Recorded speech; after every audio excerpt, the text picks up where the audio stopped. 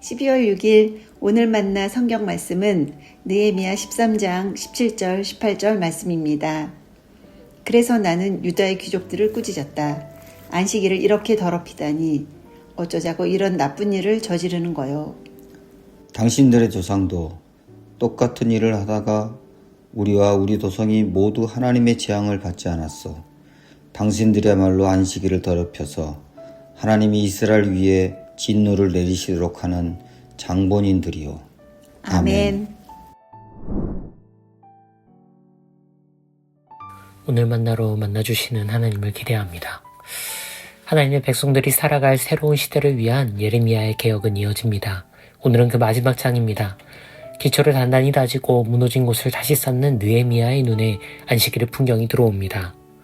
느헤미야의 눈에 비친 안식일의 현주소는 이렇습니다. 사람들이 술을 제조하고 곡식과 과일을 마구 나릅니다. 여러 가지 물류가 거룩한 도시 예루살렘에도 버젓이 들어오고 나갑니다. 그러니 너무 자연스럽게 주변 도시 국가에서도 부담없이 안식일의 교역을 지속합니다. 이 모든 현실에 느헤미야는 거룩한 분노를 터뜨리며 유다의 지도자들을 긴급 소집합니다. 안식일에 이렇게 더럽히다니 어쩌자고 이런 악을 저지르는 겁니까? 느헤미야의 기준에서 안식일의 풍경이 이렇게 변한 것은 안식일을 단순히 준수하지 않는 것을 넘어 안식을 통해 확인되던 어떤 선에 대한 모욕이자 훼손이요 구체적인 악행이었습니다. 느헤미야는 안식일을 이렇게 취급했던 그들의 선조가 어떤 귀결을 맞이했는지를 언급하며 이 사안의 심각성을 경고합니다. 선조들도 이렇게 안식일을 더럽혔기에 우리와 우리 도성에 하나님의 재앙을 초래했던 것 아닙니까? 하나님께서 다시 이스라엘 위에 진노를 내리실 수 있음을 정녕 모르십니까? 느헤미야에겐 안식일의 준수가 옛 왕국들의 멸망과 직접 연결된 문제였습니다. 이 책망을 듣던 유다의 지도층들은 느헤미야가 너무 과도한 비약을 하고 있다고 여겼을 수 있습니다. 휴무일을 좀 지키지 않았다고 만국에 이르다니 좀 과도하지 않은가라는 생각을 하는 이들이 있었을 겁니다. 예루살렘이 다시 살아난 이 시점에 그 어느 때보다 활발히 물류가 오가고 많은 이들이 수고하는 것이야말로 보다 나은 시대를 위한 선이 아닌가라고 보다 적극적인 의문을 표하는 이들도 있었을지 모릅니다. 하지만 바로 이런 사유들이야말로 느헤미야가 가장 경계한 것이었습니다. 안식일은 왜 존재하며 왜 그것을 준수하여야 하는가에 대한 대답은 토라에 2번에 걸쳐 제시됩니다. 안식일의 연원과 그 존재 의의는 창세기에 기록되어 있지요. 창세기에는 10세에 걸쳐서 우주를 창조하시던 하나님이 이튿날을 축복하시며 당신과 함께 온 우주가 쉼을 누리는 날로 안식일을 제정하십니다. 창세기에 의거하면 안식은 창조의 완성이 됩니다. 그리고 바로 그 안식 안에서 비로소 하나님과 피조세계가 하나가 됩니다. 창세기 1, 2장에 따르면 창조는 분명한 시간적, 공간적 구획 안에서 이루어집니다.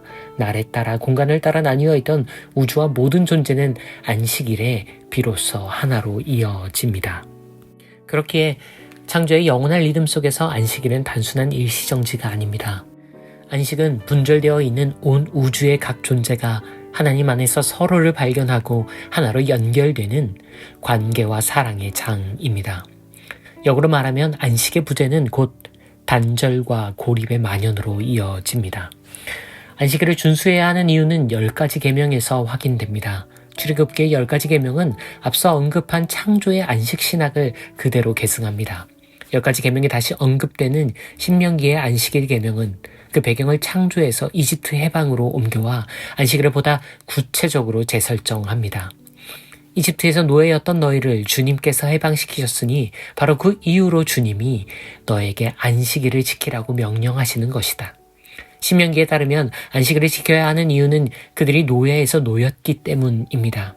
이를 역으로 이야기하면 안식일을 준수하지 않는 현실은 노예로 살아가거나 혹은 누군가를 노예로 만들고 있는 현실의 다름 아닙니다.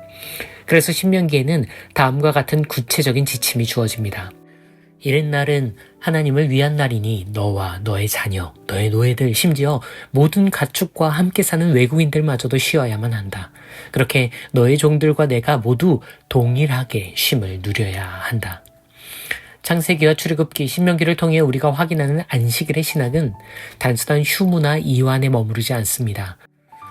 오히려 안식일은 나를 넘어 타자와 세계를 마주할 수 있는 존재적 개방성의 확보이며 궁극적으로는 노예를 만들지 않는 세상, 만인이 존엄한 삶의 기본 수칙입니다. 느헤미야의 눈에는 안식일이 바로 그 거룩의 바로미터였습니다. 안식일이 작동하지 않는 사회는 모두가 자신의 삶에만 함몰되어 다른 이들을 마주하고 돌볼 여유가 상실된 곳입니다. 안식일이 존중되지 않는 사회는 누군가를 노예를 만들면서도 이를 인지하지 않거나 더 심각하게는 나 자신이 노예인 것조차 인식하지 못하는 곳입니다. 그렇게 안식일은 결코 개인이 지키거나 준수하는 것이 아닙니다. 오늘날 한국교회는 주일 성수라는 실천으로 안식일 준수를 협소하게 이해하는 경향이 있습니다. 각 개인이 주일에 시간과 공간을 예배와 봉사에 맞춰두는 것이 주일로 계승된 안식일의 원천적 의미라고 이해하지요. 이에 따르면 거룩한 날의 준수는 개인의 노력과 실천에 달려 있습니다. 하지만 토라와 이를 재강조하는 느헤미야의 안식일은 그 규모와 범위를 개인에 두지 않습니다. 안식일을 지키기 위해서는 온 사회와 공동체가 함께 힘을 쏟아야 합니다. 안식일 준수는 개인의 선택이 아닌 공동체가 서로를 돌아보는 강제적 장을 구조적으로 마련하는 일이며 온 사회가 함께 힘을 쏟아 생명의 안전과 인권의 존엄이 반드시 지켜지도록 힘을 모으는 조직적 실천입니다. 느헤미야의 말을 다시 사유해 볼까요? 그의 말에 따르자면 안식일을 더럽혔기에 하나님께서 별도의 강력한 징계와 처벌로 이스라엘과 유다를 멸망시키셨다고 읽을 수도 있습니다. 하지만 창조와 10가지 계명을 따라 안식일 신앙을 다시 읽으면 우리는 다른 과정을 통해서도 동일한 결론이 도출됨을 발견할 수 있습니다. 서로를 돌보지 않고 각자 도생에만 함몰된 사회, 노예로 살아가거나 누군가를 노예로 만들어야만 존속되는 사회는 굳이 하늘에서 별다른 징계를 내리지 않아도 자체적으로 붕괴할 수밖에 없습니다. 다만 스스로가 선택한 그 멸망과 파국의 행보를 인지하지 못하기에 만국을 징계로 여기게 된 것일지도 모릅니다. 한국교회는 주일을 거룩히 지키고 있습니다. 하지만 한국교회는 창세기와 출애굽기, 신명기와 느헤미야의 기준에서도 거룩한 날을 준수하고 있는 걸까요? 각자 도생과 갈등, 혐오가 만연한 오늘 속에서도 우리는 거룩한 날을 지키고 있다 자신할 수 있을까요? 자기 착취와 고용불안, 산업재해가 일상이 된 현실 속에서도 우리는 거룩한 날을 더럽히지 않는다 떳떳할 수 있을까요? 안식일을 거룩하게 지키는 것, 그 사랑과 상생의 마지노선에 예민했던 느헤미야의 경각심과 실천이 오늘 한국교회와 우리 사회에 시사하는 바를 함께 숙고하는 오늘 하루가 되길 소원합니다. 기도하시겠습니다. 주님, 주변과 사회, 세상과 생태에서 괴리된 주일 성수에 죄송합니다. 존엄과 안전, 생명과 안녕에서 멀어진 주일 성수에 죄송합니다.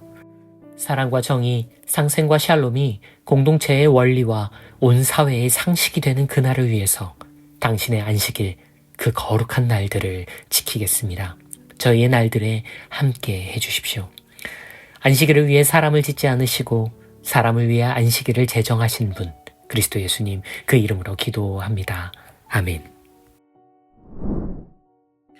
이제 2가지 제목으로 기도합니다. 먼저 느헤미야의 눈으로 우리 사회의 거룩한 날들의 부재를 아파하고 바꿔갈 수 있도록, 이어서 내일 이 땅의 주일 성수들이 그런 개혁과 실천의 마중물이 될 수 있도록 기도하신 후에 개인의 기도로 경건을 이어갑니다.